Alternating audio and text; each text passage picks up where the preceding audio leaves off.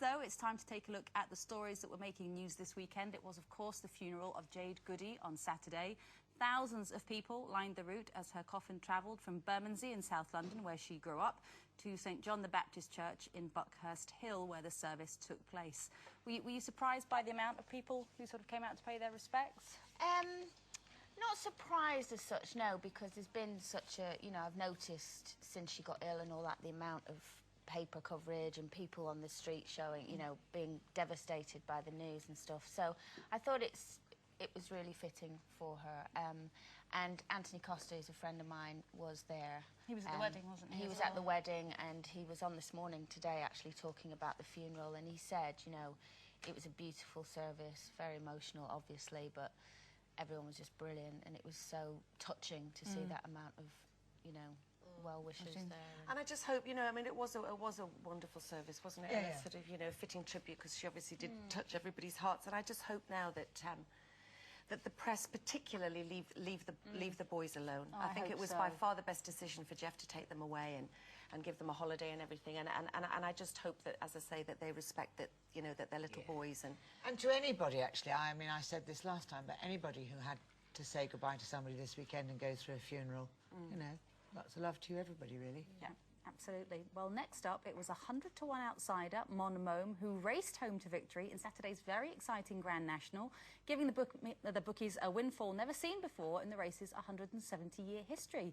So is it a big deal in your household? Do you do a sweepstake, or do you ring the bookies? Or... Well, the thing is, I grew up just loving horses. I've always loved horses. Used to ride a lot when I was a kid and stuff. And obviously the Grand National, ever since I was this high, you know, it's always a big event in anyone's house. I am one of these, though, that kind of watches it like that, because I just find it cruel. I don't know why. Do you think the horses don't enjoy it? I don't know.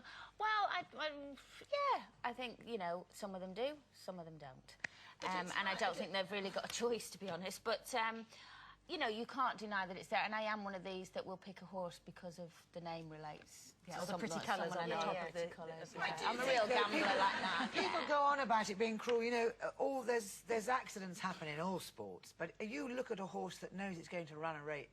Some of those horses love it.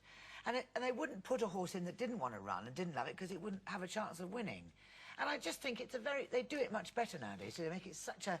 I know, but it's just so cruel. It's one of those races, though, that you can't bear, because, you know, each fence, there's 2 or 3 sometimes that fall over. And the horse that Ray backed was the one, unfortunately, that died, you know, and it was like, I told you, it's cruel. That's not... I can't bear it. We had a little sweepstake in our house. I don't think any of us won anything, actually. I picked... Idle Talk. I thought that was appropriate for a member of the Loose Women panel. Idle Talk, which did finish. It did finish, but not in sort of the top 4. And there was one called Stan. Had to pick that one. I knew you'd pick that one as well. We had to pick several. All the jockeys who had any pink in them, we had to do for Florence. But none of us won anything. I did have a friend who won about £1,000, though, because he backed the winner. We used to have a racehorse for a time, but as Tim said, it fell in the paddock. It was also reported at the weekend that actress Patsy Kensit left a Belfast awards bash in tears after jibes from host comedian Ruby Wax, who later said that she would apologise with flowers. Now, Denise, you were actually there. I was. It was the Fate Magazine Awards in Belfast, which is a big event in the social calendar, and I have to say, it was the most fantastic event. We got very spoilt, massages and hair and makeup done. I took my son Matthew as my +1. And everybody knows that Ruby Wax is a bit of a loose cannon.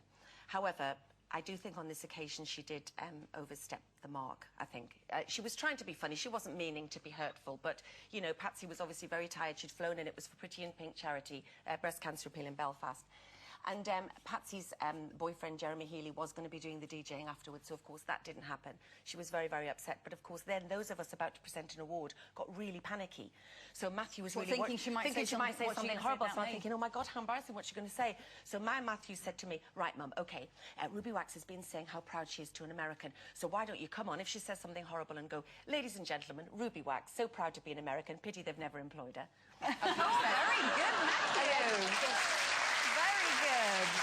And anyway, I went on, by which time Ruby had been obviously warned that Patsy was upset, so toned it down, but I couldn't hear what she was saying. So I walked on thinking that she'd said something horrible, and Matthew in the audience is going, Because she hadn't, and I did get a sort of lovely response. But then when I got back to the table, this random table, Chris Biggins, Darren Lyons, the paparazzi guy, lovely Jenny Frost and her friend Craig, and my Matthew was sitting randomly with his arm around Nancy Dell'Olio. Because Nancy was terrified of what she was going to say. So because it had been all right about me, Matthew's going to Nancy. So Nancy, just say, Ruby Wax, proud to be an American, pity never have been 40. And Nancy Dell'Olio's going, so what do I say, Matthew? I go, proud to be an American. She's pregnant. But it all kicked off. The fight outside with a couple of models. I got whisked into a car with Miss Great Britain, who was having a fight with her PA.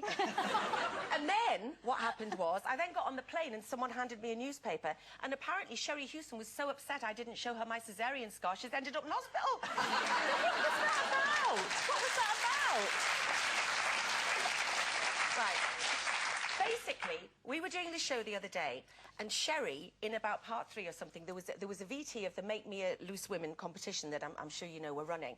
And Sherrie suddenly went, oh, my God, look at this. And I went, right, Andrea, get her a tissue. And the next thing, it was like comedy nosebleed.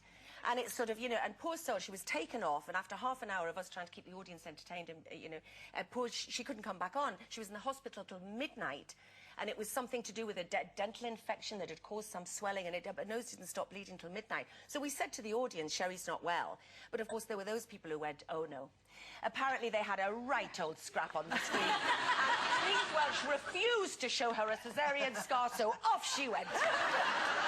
So that was it. And then I just want to do a quick plug. I went to see my wonderful husband in Looking for Buddy at the Bolton Octagon. Go along and see it, because it's Buddy brilliant. It's fantastic. Was it very proud? It was fantastic. I was so proud, but very funnily, I took my friend Jo, who's an actress. It's a jazz musical.